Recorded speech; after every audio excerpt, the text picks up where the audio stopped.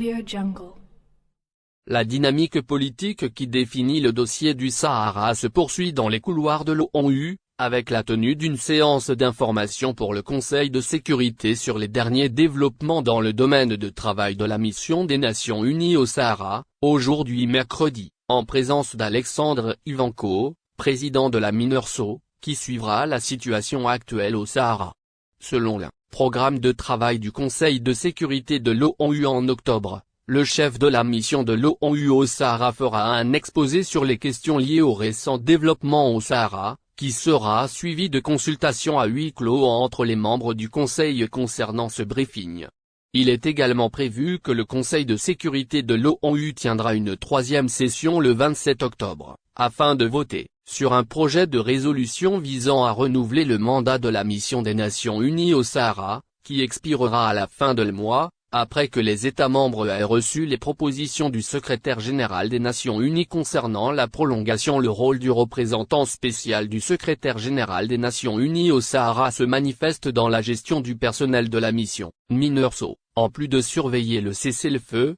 et de soumettre des rapports périodiques sur la situation dans la zone couverte par l'accord de cessez-le-feu au secrétaire général des Nations Unies. Le rapport d'un haut accent António Guterres, secrétaire général des Nations Unies, a souligné l'intervention pacifique menée par les forces armées royales au poste frontière de Guerguera, en raison de la présence illégale des éléments du Front Polisario dans cette zone, et leur obstruction à la circulation des marchandises et à la circulation des personnes. À cet égard, Abdel Fattah al-Fatihi, un juriste qui suit la dynamique du dossier du Sahara, a déclaré que le contexte des réunions annoncées par les Nations Unies ce mois-ci sur la question du Sahara s'inscrit dans le cadre de la discussion habituelle sur le contenu du projet de rapport du secrétaire général des Nations Unies, qu'il soumet au Conseil de sécurité de l'ONU, sur la situation dans le désert. Al-Fatihi a ajouté, dans une déclaration à Express Online, que les discussions se concentreront sur les efforts du secrétaire général pour trouver un règlement politique au conflit du Sahara et évaluer les performances de la mission de la MINURSO au Sahara, ainsi que les recommandations contenues dans le rapport.